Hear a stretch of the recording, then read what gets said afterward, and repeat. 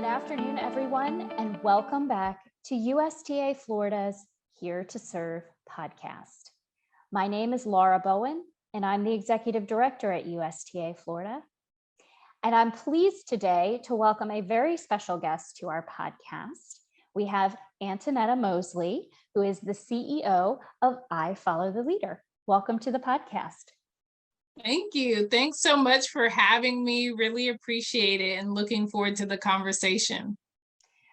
For those of you who are just tuning into the podcast, I do need to say that we actually have worked with Antoinetta before. She has graciously helped USTA Florida with diversity training, education. She's done internal training for us as our staff. She also did a session for our Leadership Academy, and she does great work. So if you are just now tuning in and you're not familiar with her work, please check it out. She has been a wonderful partner to us. So thank you, Antoinetta, for the time that you have given us over the past year plus, I think, as we've gone on this journey together. Of course. Yeah, it's been great getting to know the team, and you have an awesome team who's really willing to have the conversation, which I think is the most important part. Yeah, we just went through strategic planning and we invited some of our board members to participate. And the one observation they had is your team is not shy. And I said, good, then we're doing what we're supposed to do, which is they're vocal and they engage in conversations and they speak up. And I think a lot of that is credit to the training that you've brought to us. So thank you very much for that. Well, I'm going to plug you, and I know you probably don't want me to do this, but honestly, right, everything starts with leadership.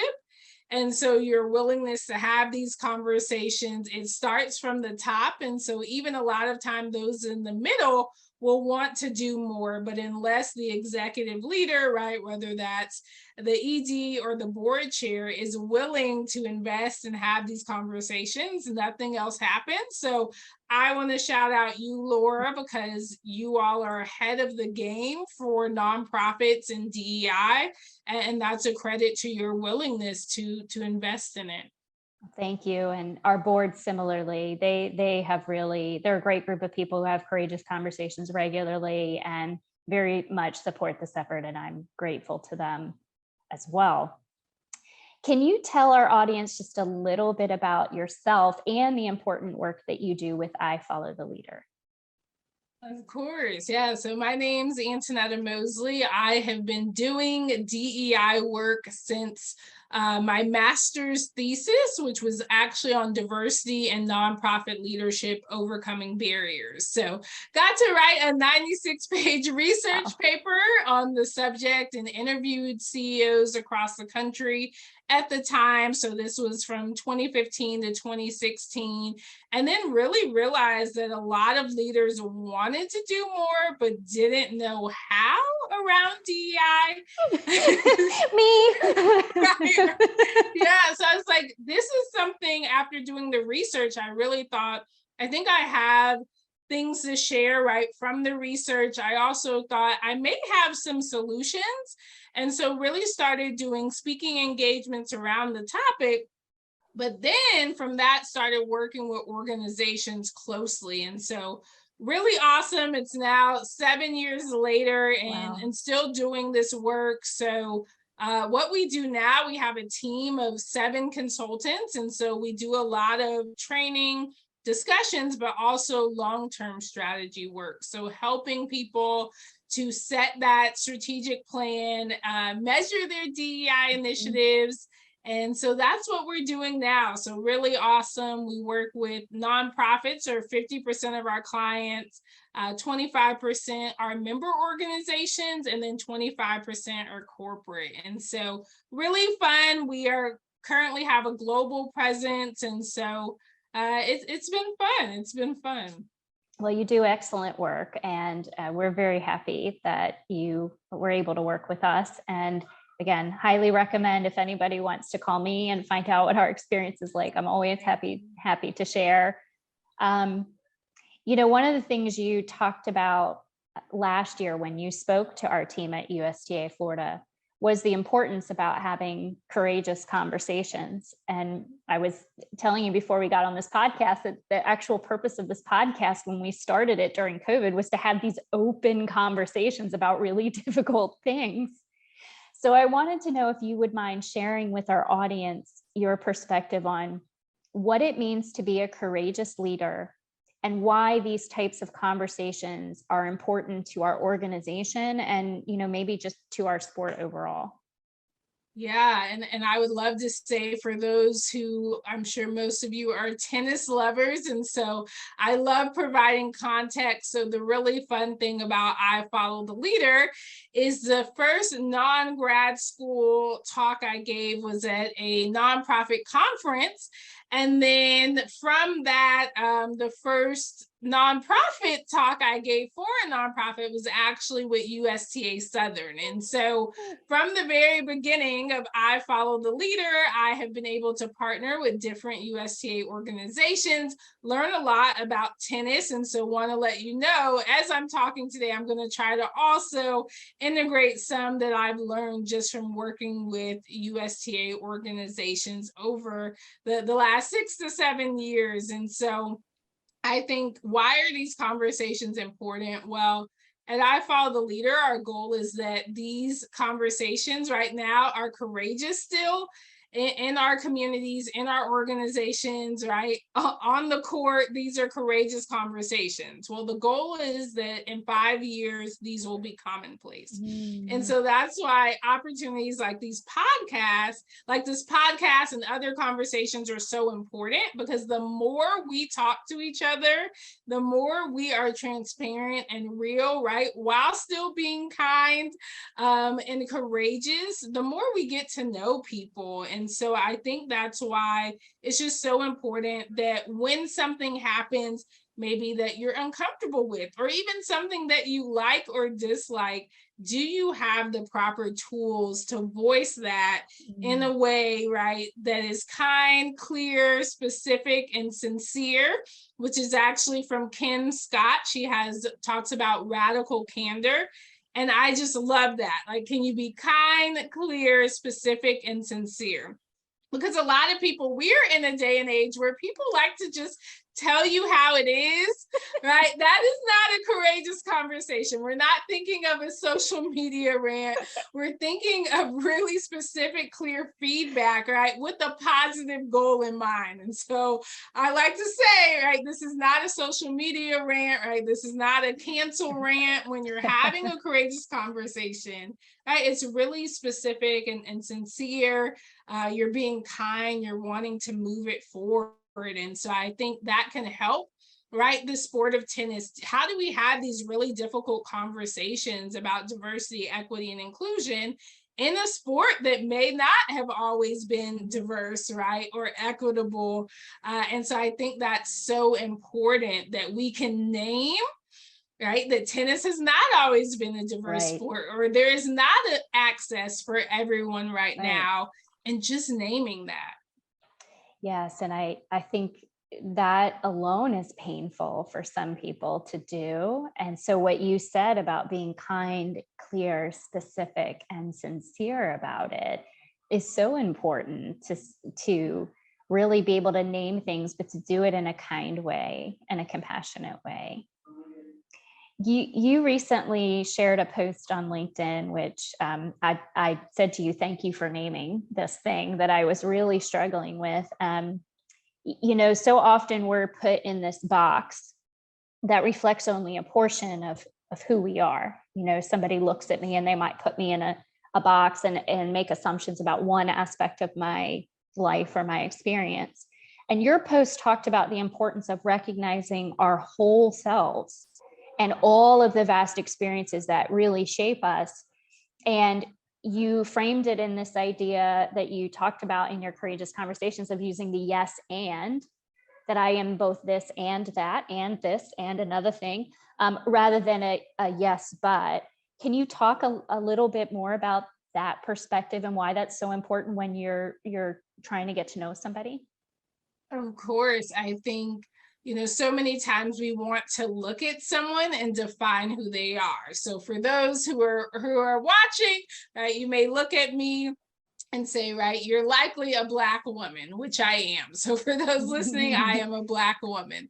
So if you just look at me and see those things, right, the demographic things that you can see on the outside, you may see that someone is disabled, right? You may be able to guess someone's age by looking at them. And so our brain wants to take snapshots, right? And so this is why implicit bias, aka unconscious bias training, is important, because we have to make so many decisions in a day that our brain just wants to say, right, Black woman, okay, let me put her in this box, right? Or a white woman, this box, or a leader, this box, or a tennis player, this box. And so the problem is, if we don't stop and pause, we will just start putting people into boxes. And so I say most people likely think, right, okay, being a Black woman is probably what informs your leadership style the most. However, being the oldest and having 3 younger brothers and being a college athlete is what informs my leadership style the most. But you would have to, right, talk to me, get to know me, take the further steps to see that and instead of just the look. And so we actually got the yes and from this group agreement handout, and it's actually from the Interaction Institute for Social Change, Listening as an Ally. And so that was one of the recommendations that they gave, is when you're listening, learning, talking to someone, to really use yes and instead of yes, but. And so we take that further into any interaction. How can you look further? I'm going to give a little tip that we don't often share, but one of the activities we often do in our trainings is one that I created, and it's a prompt. People look at me and see blank. I wish they knew blank. And it is one of the most powerful training tools to get people who work together or who are on the court together and may just see certain things to actually take that step deeper. And we have had just some of the most powerful things I've ever heard from that activity of, you look at me and see this, I wish you knew blank. That's so important and powerful. And I think of everybody having those types of experiences that, you may come across people and they'll make an assumption. And for me, it's really been interesting throughout my life that as soon as I tell people where I went to college, their demeanor toward me changes immediately. And it's so funny to see you watch it happen. And you're like, but why does that change your impression? And what assumptions are you now making that also are not true? Yes. And I think that you can watch this happen with so many people. And then when you have that conversation where you start to dig deeper into someone's perspectives, I hear it all the time when we have conversations here in the lunchroom or whatever. I didn't know that about you. That's a surprise. Really? I wouldn't have thought that. And just by having that conversation, it really expands the perspective of the human you're speaking to. And I love that we're a bunch of ands, we're this and that. So and that, much. that. Yes. so much. And to get to feeling like you belong, you don't want the but, right? That everyone is telling you who you are, or they're thinking one dimension of you or one demographic trait is going to define how you act. And so we can have that yes and attitude instead of the yes but. And the funny thing, if you listen to it, this happened to me recently. People actually say yes, but a lot. They do. And it's like, well, that's not really that kind to say, yes, I hear you, but, right? Like, how can we phrase that? It's so true. I was so happy when you named that, because I really have not had the words to really describe that type of experience, and you did such a great job. If you're not on Antoinetta's LinkedIn, I highly recommend you go there, because her observations are phenomenal, and they really allow you to really understand some of the experiences that you are having and other people are having that maybe you just weren't aware of before. So I have an example for you that I thought I would put out today for a little bit of a courageous conversation. And last week, I got an email from one of our members who shared that one of the dates we selected for an adult tennis championship on our league side falls on a day called Tisha B'Av, which is the Jewish day of mourning. And so one of the things that came out of this was this person shared with me the importance of this date and also shared his experiences and what shaped his perspective on why it was important. And I know immediately when I was having that interaction with this member, I was already thinking of how many of the staff on my team have different perspectives on how to honor days like Juneteenth, the anniversary of Title IX, which we just had that happened to coincide with the Supreme Court decision on, and July 4th. There's a lot of mixed experiences out there that are happening. And so I wanted to ask you, how important is it for us to acknowledge the different experiences that people in our network may have to these types of significant days and events? And how do we allow space for individuals to process and celebrate things differently? I think that's a great question, and thanks for being willing to share this example, because I think that's the best way to learn, is to take a real life situation. And I also love, and so just to start getting tips, right? As leaders, we're often going to get emails or have conversations where our first thought may be, I don't understand this, or right, we're doing enough. How can we do this more? And so I think, again, I'm going to say this a lot, but the pausing. So taking the step back and being in the individual shoes is something to really do, because if you don't know Jewish holidays or aren't Jewish, right, you may immediately be like, well, I haven't heard of this. This isn't one of the Jewish holidays I've heard about. And so I love that you paused and took that step back first. And so that's what I really want to recommend to people is, and I put, down, just circle when you said acknowledgement and space. And so to acknowledge how someone feels, you first have to really fully listen and offer them the space to share more. Oftentimes, a lot of employees or members, et cetera, don't feel that they have the space to share who they are. And so what I always recommend is the more data you can get, the more opportunities and touch points you can offer people to share this. So for example, you can send a survey to all your employees or all your members.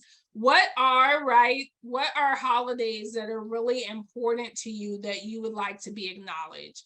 Something really simple you could do is then take all of those holidays and put them on a shared calendar or a shared Google Doc. And so that people could know, you may have never heard of these holidays or celebrated them, but here's a list of the holidays that are important to our group, our community, and put links to learn more.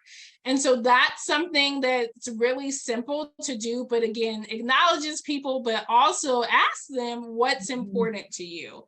And I think we often forget to do that, whether it's around holidays, birthdays. And so just for an example, what we do at our team is we give, when people come on, we have a questionnaire, basically, what are your favorite things? What do we need to know about you as a person?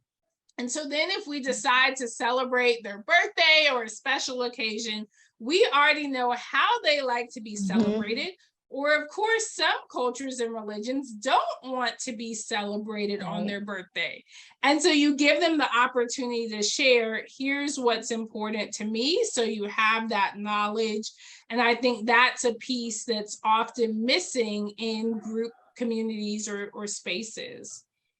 I love that insight and the suggestions. I think that what you said about everybody has their unique desires and needs and what makes them feel safe or appreciated. We find that we don't do enough asking, right? We make an assumption that, And it just happened here. We had one of our longtime volunteers who passed away recently, and the individual who was their partner said, we don't want anything. We don't want calls. We don't want visits. We don't. Yeah. That's not what we want. That we want to, commemorate in a different way, and to be respectful of that choice, and say that that's their choice, not my preference, or not my choice. And I think that what you said about asking people what is their preference, what do they choose, and then honoring that choice is so powerful. I'm making all these notes so I can go back and do these things better. Right. And something I want to share for those who may be leaders at an organization, just some tips around what people are doing, right, around PTO or sick time, is just having a bank.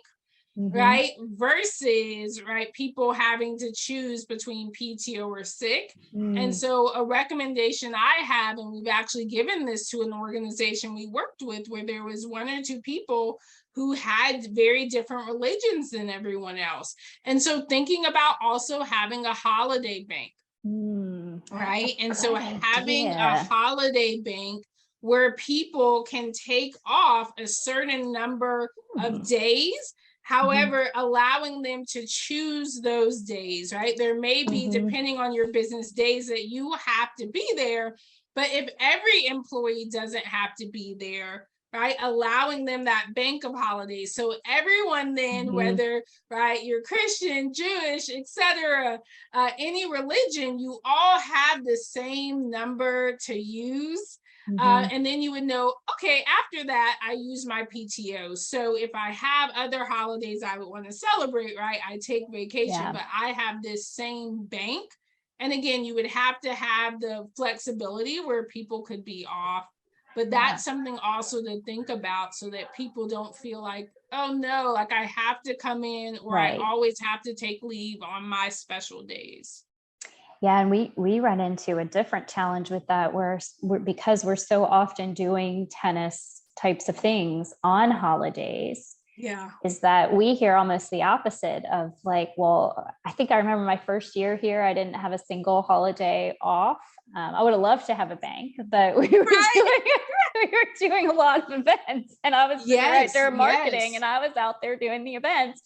And I think allowing that flexibility to say, hey, here's your holiday bank, and you use it on the days, if you happen to have an event where you're working on Easter weekend and you want to take 3 days off after to have a celebration with your loved ones. I think we've heard it more, although we've probably heard a lot of different things. We do get that a lot, where people say, well, I can't be off at a certain time of year because that's the busiest time for me and what I'm doing. So it does give it's a different flavor of flexibility to people. Yeah, different, flex holidays. I don't know of anyone who's doing that. I'll do some research. I'm sure there's like a corporate company who is. I know there's a lot of corporations, that now have unlimited time off, etc.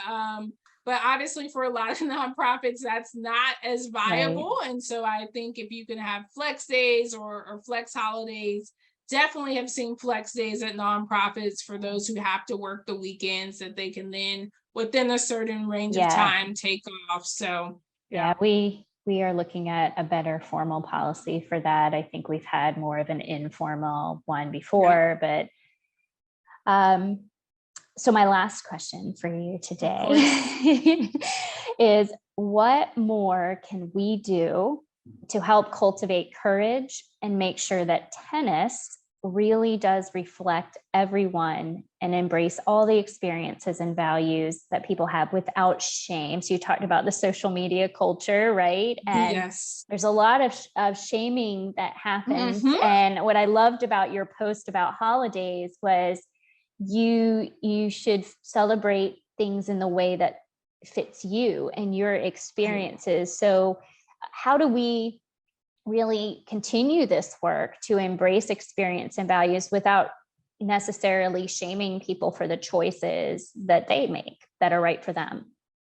Yeah, I think it's so important. We say DEI, of course, diversity, equity, and inclusion, and belonging. We talk about those things a lot of times interchangeably, but they're all very different words. And so I think one piece is really education around diversity, equity, inclusion, and belonging, right? Recognizing that diversity is very different from equity, is very different from belonging. Mhm. So, for example, you invited me to this podcast today. Well, that doesn't mean that I automatically feel that I belong here. Right. In this case, I did. We've been able to talk and exchange around courageous conversations, but really important for people to realize just because someone's invited to the table, or in this case, the tennis court, doesn't mean that they will automatically feel they belong. And so I think to have these courageous conversations, to talk to people who may not be the typical prototype of what a tennis player looks like, of what a member looks like, of what a board member looks like, is really important. I had the opportunity actually last month to talk to 3 different USTA associations, and actually Katrina Adams was there. So that was, yeah, really fun for me to meet her virtually. And I read her book just in anticipation for meeting her. And I think that's a great book for those who are in the tennis arena. I learned so much about tennis from reading the book. And so really important that if we want to embrace everyone, we have to be willing to learn, right? We have to do the internal work, but we also have to be willing to have external courageous conversations. And so that really does take having trust, right? Having trust with those around you, creating a safe space, a transparent space, but also one where people feel psychologically safe.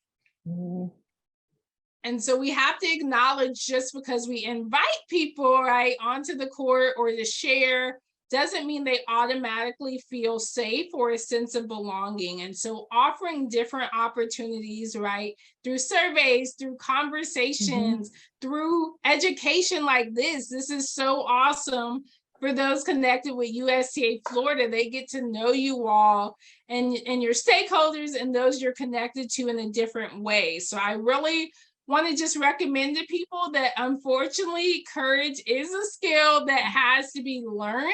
And we often think people are courageous or not, and that's just not the case. It has to be developed. It's most likely not going to be comfortable for you. So usually courageous decisions give you the butterflies. You have to think them over. But I truly do believe that if we can have more courageous conversations and cultivate courage, right, we can cultivate organizations, tennis courts, communities where people feel celebrated and not just, unfortunately, tolerated. And I love when people do feel safe enough to share their experiences, good, bad, or otherwise, particularly if it's a difficult experience. And I know sometimes people shy away from sharing their experiences because, like you said, sometimes the first reaction is to defend and say, well, but we did this, or we did this, or we did this, as opposed to really listening and trying to understand the perspective. But I think everything that you just articulated is definitely what we need to do more of, is making people feel like they belong, which is that's the hard part, right? Yes. There's the difference between inviting somebody. We've all been in that room where we were invited to, but yet you walked around the room and you knew you really didn't belong there. And it was clear, someone might make that little offhanded remark of like, oh, how'd you get here? Right, exactly. Why are you here? Yeah. Oh, I didn't think I'd see you here. Well, here I am. Yes. That happens so often. And I think, right, everyone wants to belong. Everyone wants that, to feel that sense of belonging. And then you can only thrive and be your best self if you are in an environment that fosters that belonging. Yes, and we'll continue to do this work. I can't say thank you enough for taking the time to have this conversation with me today, but for all the conversations and guidance you've given to the entire USTA network. I know that I will definitely see you again, and will continue to benefit from your help. And just again, so very grateful for you and what you're putting out into the world, because it really is changing. It's changing things, and you're making a difference. So thank you. Oh, thank you, Laura. And just thank you for everyone listening. And I think sometimes we feel like DEI has to be these huge steps, but really important to acknowledge that it is an ongoing journey. And so if DEI is a strategic priority, it's going to take time, like every other strategic priority, and resources. So I just want to thank those for listening today, and just let you know that you're not alone. Even small steps, right, will help others. And just even one more person coming to the court and feeling like they belong, that can change lives, that can change generations. And so just really want to encourage you that you as one person actually can make a lot of change happen. And so want to encourage you. As a perfect statement to leave this podcast on. Thank you so much, Antoinetta. It's been a pleasure. For those of you listening to the audio only version of this podcast, just a quick reminder that you can visit USTA Florida's YouTube channel or our Facebook page, where you can find the full video version. And of course, for all episodes of the Here to Serve podcast, including upcoming topics and dates, please visit ustaflorida.com/here to serve. Thank you all for tuning into this episode, and have a wonderful rest of your day.